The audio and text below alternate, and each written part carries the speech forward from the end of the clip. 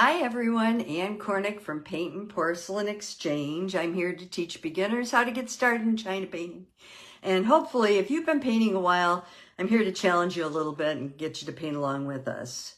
And today, we're on part 3 of what I've learned from Nancy Bergman down at the Indiana school. Now, I was down there for a full week, and I painted a huge vase, about 1.5 feet tall. When I started painting with luster, I was scared to death of them.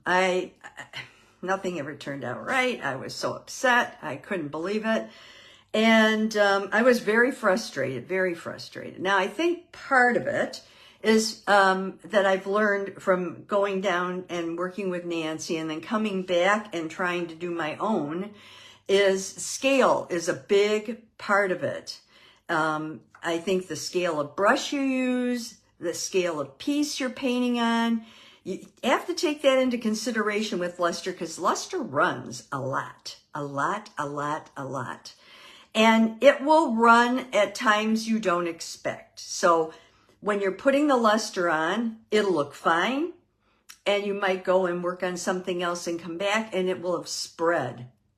And you'll be frustrated because it just looks terrible. Or it may be fine, you've let it dry, you put it in the kiln and it comes out and the colors are not what you expected and some of the colors mixed that you didn't expect to have mixed. That's very typical with luster. So keep in mind that the scale of the piece that you're painting is very important and that lusters, you don't know what you're going to get. It's totally unpredictable. So let me show you some of my failures so you understand where I'm coming from. The first thing I did, I painted this big vase that was 1.5 feet tall, and we used this brush, which is a huge brush. It's a size 8, and it holds a lot of luster, okay? So when you put the luster on, you get thick lines, and even if you use the very point of this, the lines spread. So you have to be prepared for that.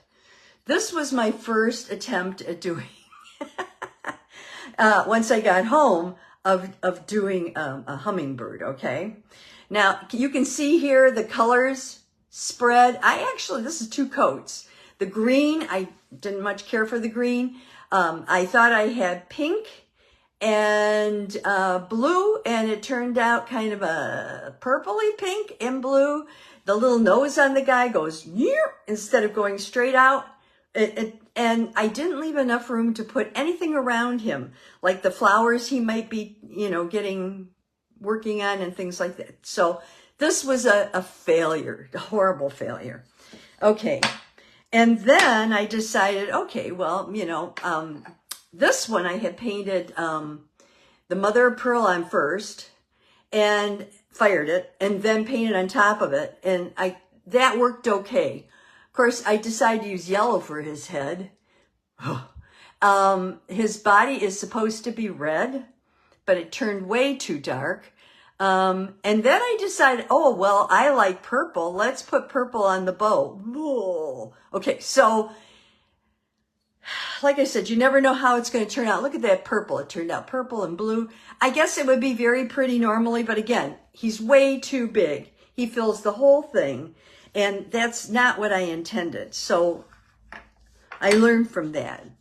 Then I found these discs. Now, I don't know where I got them. They came with an estate. They came in a box just like Dallas or Maryland, so maybe it came from one of them, but I don't know. They're clear on both sides. They're very smooth. They're beautiful. And I decided, well, I'll try painting on them. So this was my next attempt. And I think he turned out pretty well. You can see the gold on him there. I even dressed him up with the gold. And the the outlines that I used on the flowers, I used regular paint. I did not use luster like we did in class.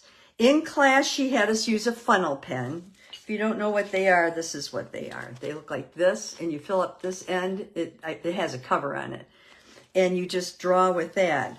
I just used a fine point liner, and I just picked up some red grape and did it. And this one I like.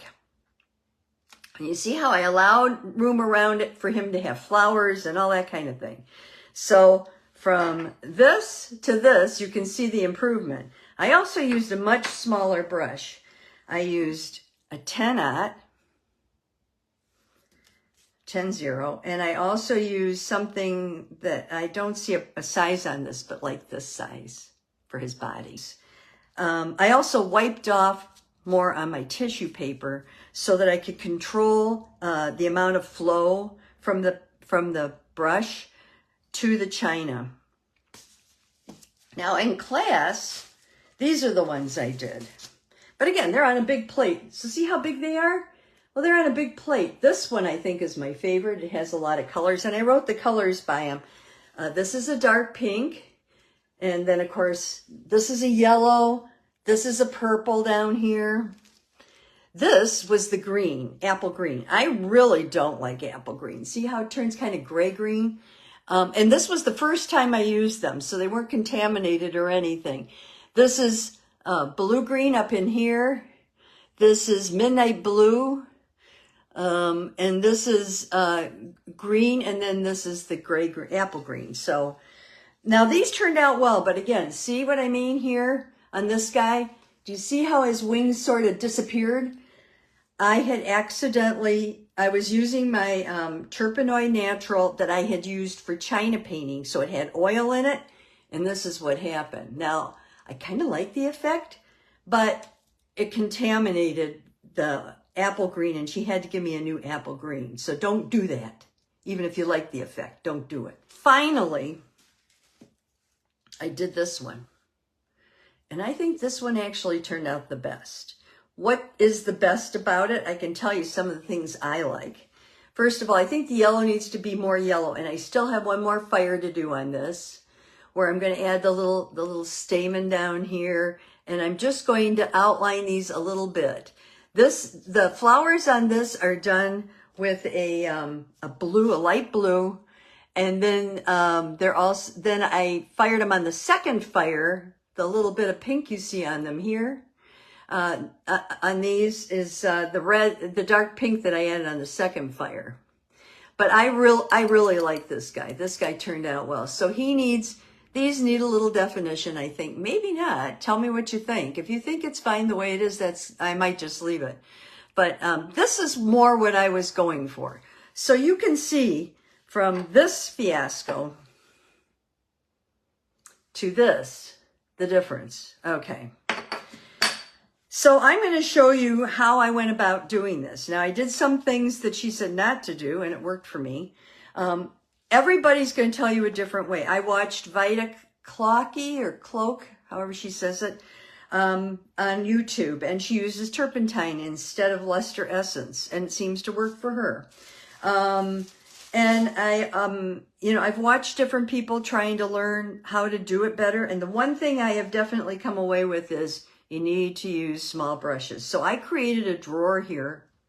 I have a chest of drawers next to me. One of the things I did with that chest of drawers, so I wouldn't mix up my luster brushes and stuff, I have bags that I keep my luster brushes in. These are my luster brushes.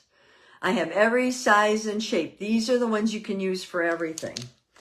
And I have a mug that I put luster on so that I also know. Then I have 3 brushes right now because I only have the yellow and the mother of pearl. And if I get the light pink, I will make one of those. But these are for the yellow, and this is for the mother of pearl. But I've accidentally used my yellow one a million times. And I caught myself before I put it back in the yellow. So I keep these in a separate bag in that drawer. Then the other thing I keep in that drawer, I have my Turpenoid Natural that has not been contaminated with any oils, and I put on top of it lusters only. And I keep a little jar of my Turpenoid Natural that says lusters only in that drawer. I keep my essence in there. I don't keep my lusters in there because, well, I keep my old ones in there because if I put them in the fridge, I can't use them at all. But the others I put in the fridge just like she said, and that's been working for me, except you do have to take them out ahead of time if you want to use them. And then I also have a bunch of these that I keep in there so that I always have them. These are those, they're little applicators. They're called micro applicators. I got them on Amazon, and they're from Plastcare USA. Plastcare USA, and they're disposable micro applicators. I love them, and the reason I love them is to make corrections, like on this bird. If I wanted to wipe out a little too much luster here and just go back, I just put this in my mouth and do it, and it's fine. And it doesn't leave any marks on the china at all. If you try to use a pointed Q-tip and do that, sometimes the little fur on the pointed Q-tip will stick to the luster. Now it might burn off, but in the meantime, you have that to deal with. So I just use these micro applicators. I've got them in a couple of different sizes. See, oops, here, let me close this. They come in all these different colors. They're all the same price. They're all different sizes. I think you could get the biggest ones and it wouldn't matter. The ones I have are small and I really like them. I have a small and a kind of a medium because I can shape, like here on this flower here. I kind of went like this and shaped the petals on the flower by just doing this and wiping it. But you go through a lot of them. You can't go back in and keep doing it because, of course, if there's luster on this, it'll come off on your china. So I do this and do a couple, turning it, and then I do it again, get a fresh one. And then I also use it for the little, wings and stuff on there. And the same thing here for the orange, to separate the orange wings. I use this. So now, one thing I didn't tell you a while ago is that when your piece comes out of the kiln, you should use a damp rag to wipe it off. That gets off what they call soot, and I've seen it on my rag, and I think I may have mentioned, I'm not sure. I want to make sure I do, because if you take it and do that, it'll keep it from continuing to flake off. So please do that. One of the things that Nancy Bergman told us was that she had a special kind of pen we should use. Well, I had a red Sharpie at home, fine point Sharpie. See? And like this. And I just use this to do the body of the bird on a piece like this. And all I do is the body, and then I do the wings freehand and the nose freehand. And if I need to shape it, I shape it with this. So that was something that I found that worked very well for me. That was something she said, oh, don't use a Sharpie. Sharpies don't fire out. I used a Sharpie on both of these, and it fired out just fine. So the final thing I learned was that the brighter the colors on the luster, sometimes the better with these birds, especially if you're not putting a background on. I'm not going to use backgrounds on these because I found that when I put backgrounds on, so we're not going to do that. Nancy said, and I agree, that you should think of lusters as pieces of glass. When you put on the first one and fire it, and then you put the second one over it, the first one is going to affect it. It's like if you had a yellow piece of glass and you put a red piece over it or a pink piece over it, you're going to see orange in there because the two colors make orange where they overlap. All right, these are the guys I painted before, and you can see them. And this is the one we're going to be working on. I've already taken, and I'll show you what I did with this piece here. I've already taken, and I've just done a dash. You want to picture these coming down over along this side and along that side. So you want to make sure that you put your bird so that there's enough room for him to come down, and you don't want to make him too big. So if you make him too big, you can always make him smaller. And I think he's a little too big here, so let me make him a little smaller. Usually the head on these guys is bigger than the body. That's a little better. Okay. Alrighty, so I've got one here that I started that I hope will turn out well. And this is what we're going for. I'm going to start out by doing his body with a medium brush. This is my fat brush. Here are my brushes, okay? This is my fattest one, my medium, and my thinnest. I'm going to use my medium brush, which I would think is about maybe a 3 or a 4. You start with your lightest color first, and I'm going to use yellow. You open all your colors, and you put the caps behind them. So there's orange, there's yellow. Here, let me push this up a little so you can see what I'm doing here.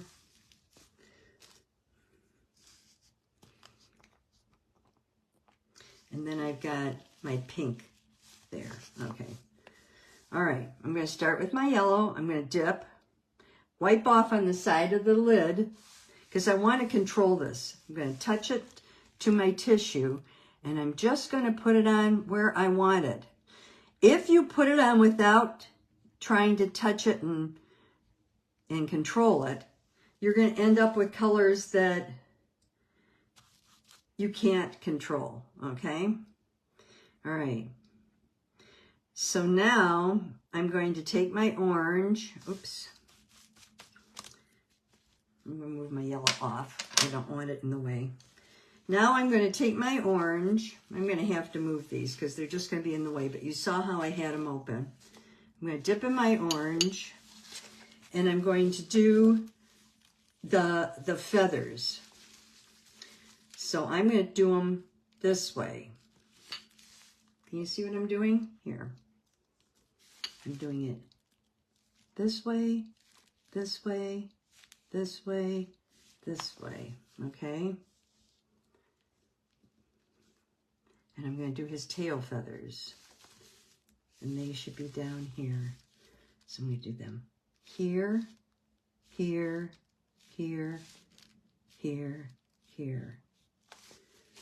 Now, if I don't like the way they look, or I went too far, normally you would try to keep them from dripping. You can do 2 things to keep them from dripping. You can either touch them, or you can turn them.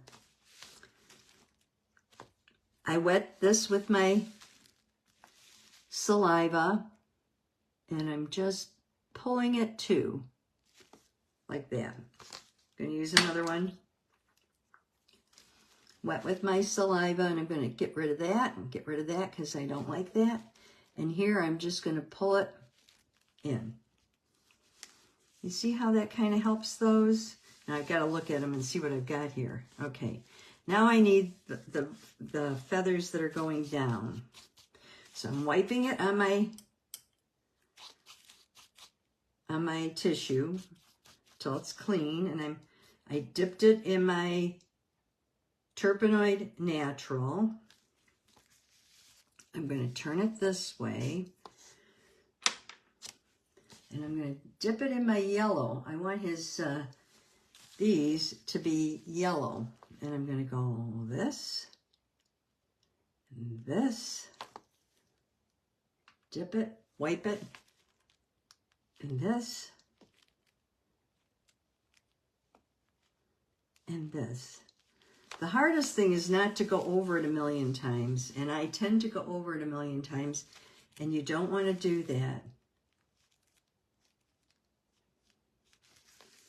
There you go. And then I'm going to get another one of those wipes, little guys. And I'm just going to, oh, I'm sorry. And I'm just going to fix this right here a little bit. Now the rest of it, I'm going to move it. I'm going to move it this way and move it this way. Try to get some of that to move out of the way.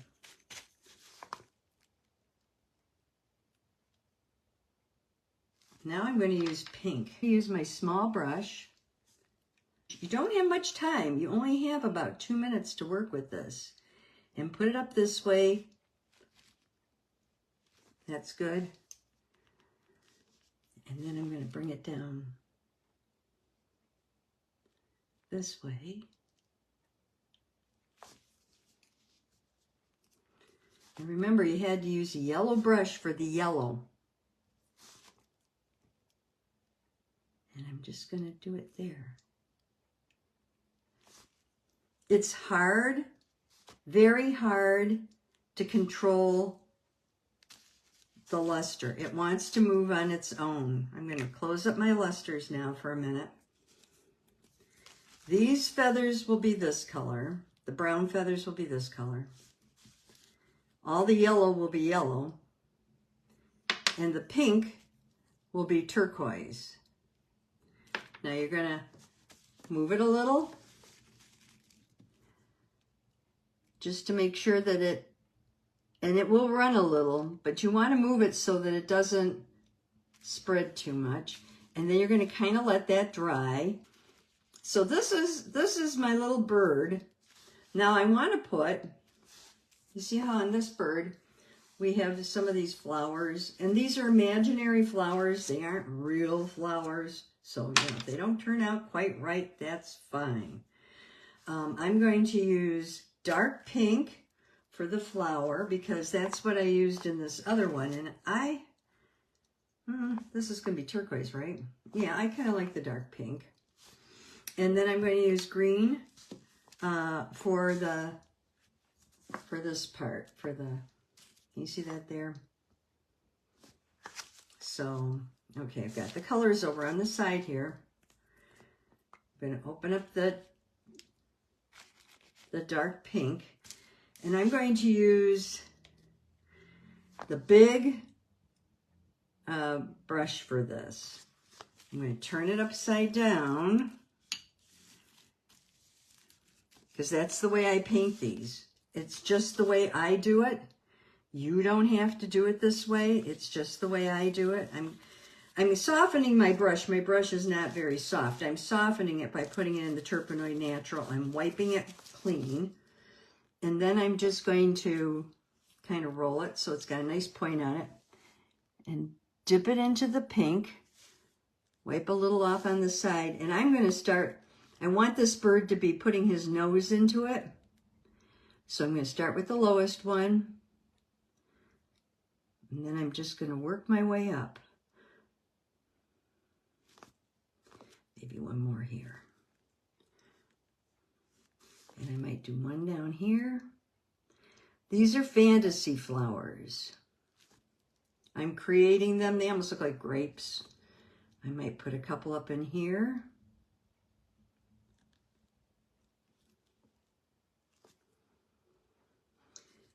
I might put a couple over here.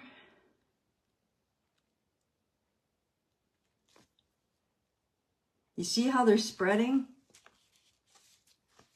I don't know that I want to put any behind him, but what I'm going to do is just do it like this. Okay? Wipe my brush really well. I'm going to use a little bit of the Turpenoid Natural on it. Okay, I'm going to close that. I can take my applicator, if I don't, put it in my mouth and just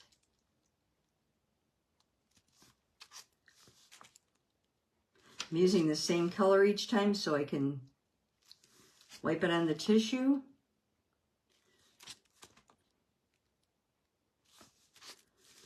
I like this because I think it gives a little bit of definition. I'm not re-licking it, by the way. I'm just wiping it on the tissue.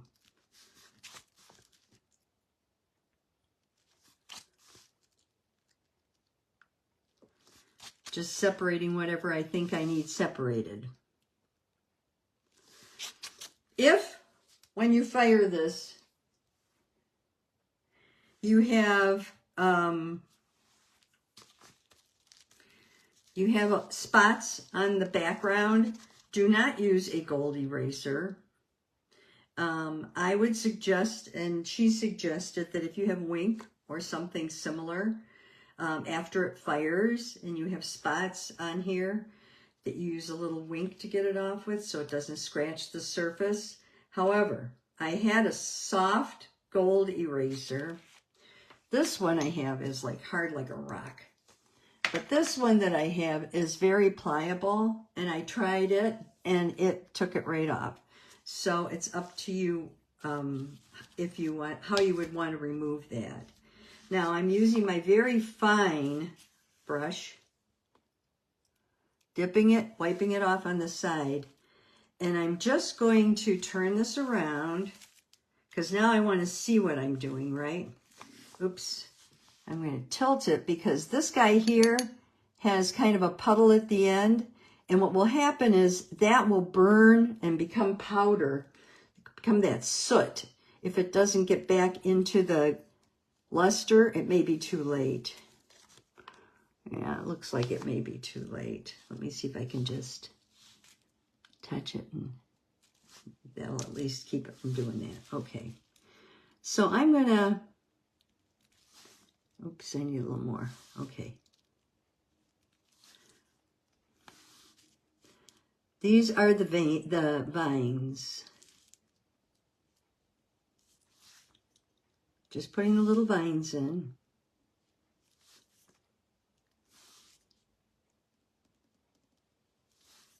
I'm trying not to get them too thick, because I personally don't like them when they're too thick.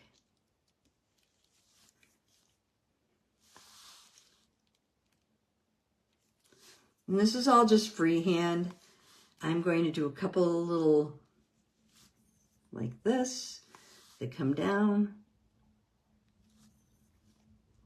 And I will have to go over these.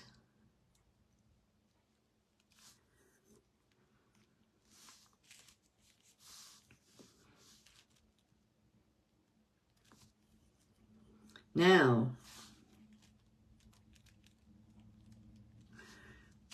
wipe that off. I'm going to take my medium brush, dip it in the green, and I'm going to make the little, they're almost like leaves, but they're not really leaves. So you can make your leaves any way you want. You can do it like that.